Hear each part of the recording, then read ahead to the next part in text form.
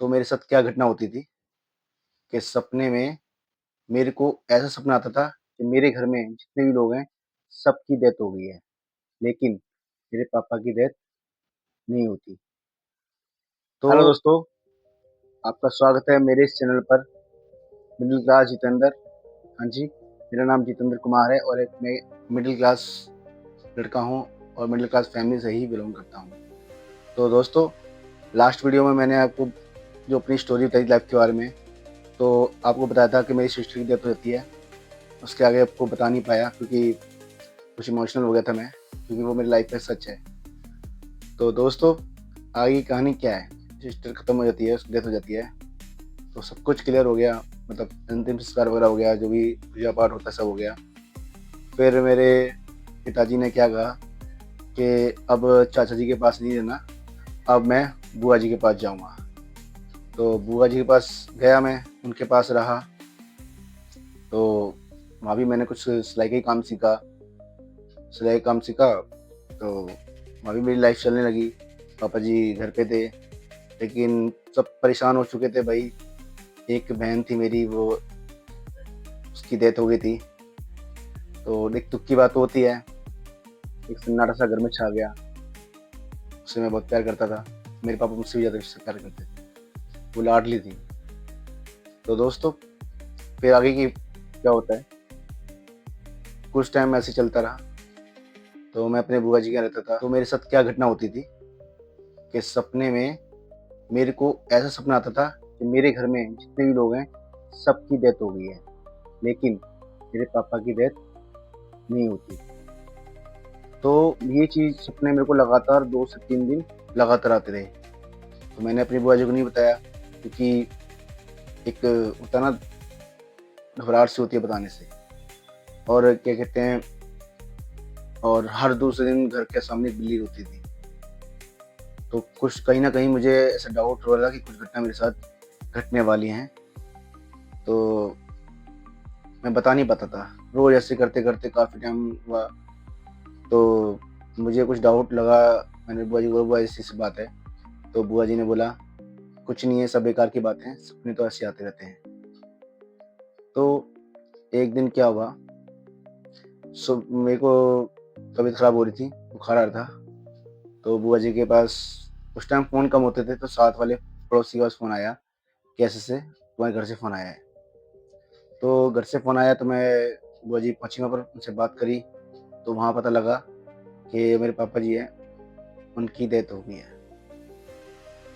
तो ये चीज़ सुनकर मेरे सारे शरीर पैर ठंडे पड़ गए और मैं, बस मत पूछो मेरी क्या हालत थी उस टाइम पर। और एक बंदा, उस बंदे के दिल से क्या बीत रही होगी जिसके घर में अभी उसकी बहन खत्म हुई है, 15 दिन बाद ही उसके पापा खत्म हो गए। समझ लो कि ऐसा हो रहा है कि मेरी दुनिया एकदम उजड़ गई है। सब लोग इतने परेशान, और फिर हम इमरजेंसी हम फटाफट यहाँ से पहुँचे गाँव। वहाँ पर मेरे पापा को देखा तो मत पूछो, मैं बीमार था और मेरे पापा मेरे सामने पड़े हुए थे। इतना मुझे मत पूछो, मैं कुछ शब्द नहीं थे बोलने के लिए उनके लिए कि मुझसे कुछ बोल के तो जाते हो। उन्होंने मुझे भेज दिया, लेकिन वो मुझसे प्यार करते थे, अपने से दूर रखना नहीं चाहते थे मेरे को। लेकिन अब समय ऊपर वाले की मर्ज़ी से आगे कुछ नहीं चलता। तो मैंने भी वो समय भी काटा, सब कुछ हुआ, मैं समझाया। मेरी मम्मी भी काफ़ी रोई और मेरे सब घर परिवार में भाई छोटे-छोटे थे मेरे, मैं ही बड़ा था। तो फिर मैंने अपने आप को सँभाला, जब मैं ऐसा करूँगा तो मेरे भाइयों को कौन सँभालेगा?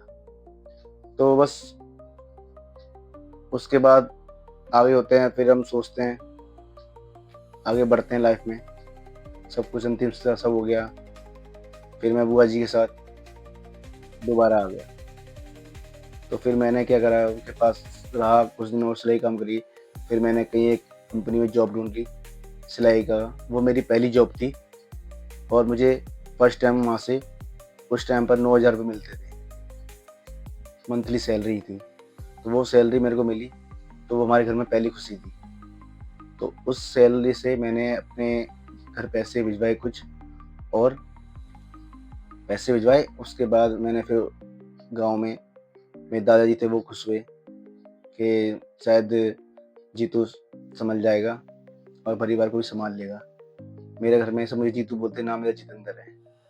तो बस यही आगे चलता रहा, लाइफ़ बढ़ती रही आगे, हम भी आगे बढ़ते रहे। परिवार धीरे-धीरे भाई बड़े-बड़े होते रहे। गाँव में कुछ जॉब वगैरह नहीं थी, भाई भी कम पढ़ाई करी उन्होंने। इन्होंने फिर क्या करा, गाँव में वो होते हैं ना ईंट पड़ती है, ईंट जिससे मकान बनते हैं, वहाँ काम करा दोनों ने।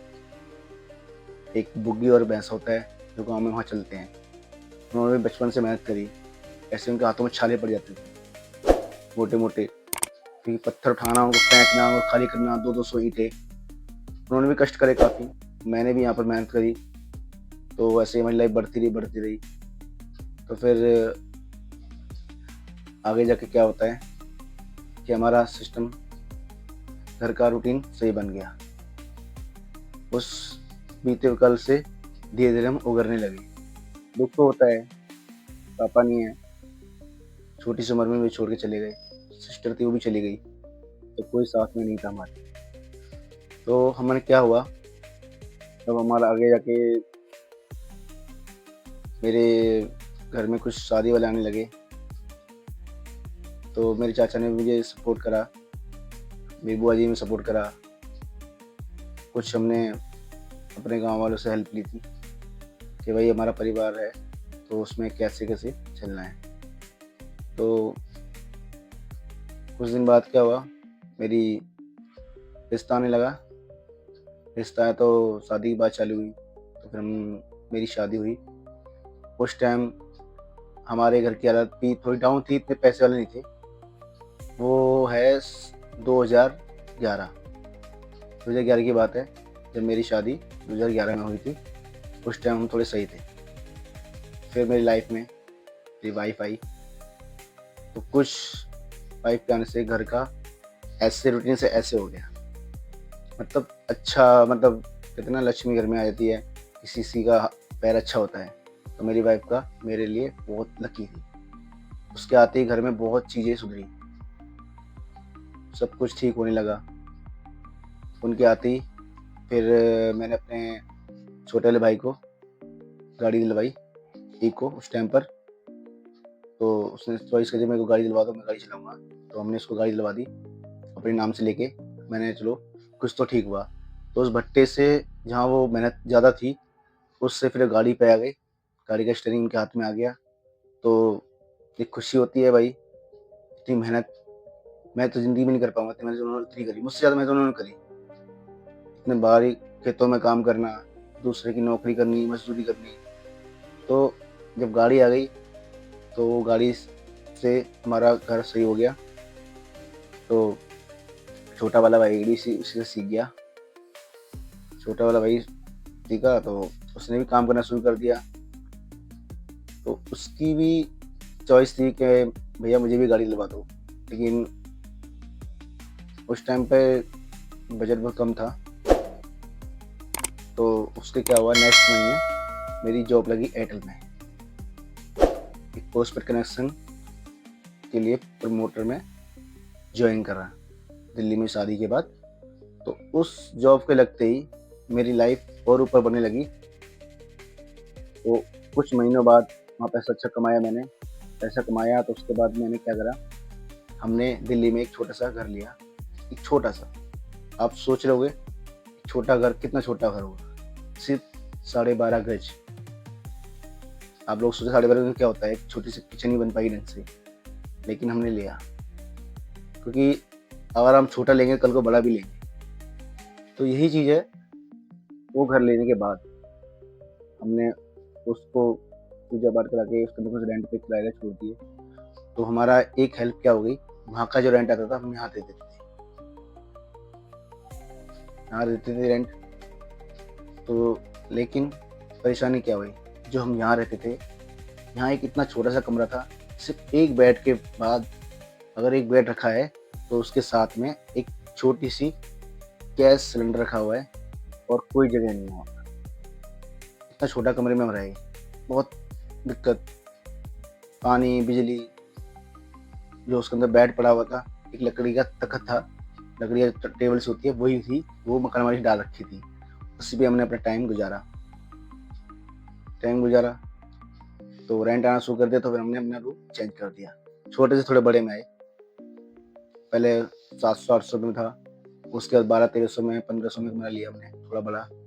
तो थोड़े हम सही हुए, तो लगा कि हाँ हमारी लाइफ सही होती जा रही है। वहाँ से रेंट आता रहा, जॉब भी अच्छी चल रही थी मेरी, सब कुछ ठीक चल रहा था। तो उसके बाद क्या होता है कि हमारी लाइफ में एक मोड़ आता है, एक खुशी का माहौल आता है। वो खुशी जो एक अलग से फीलिंग होती है, उस खुशी के बारे में मैं आपको बताऊंगा नेक्स्ट वीडियो में। तो टाइम ज़्यादा हो जाएगा, वीडियो लंबी हो जाएगी, उस खुशी का नेक्स्ट वीडियो को बताऊंगा। तो दोस्तों, आपकी सपोर्ट की ज़रूरत है मुझे। वीडियो अच्छा लाइक करना, चैनल सब्सक्राइब करना मत भूलना, और मिलते हैं नेक्स्ट वीडियो में। जब तक के लिए नमस्ते, बाय।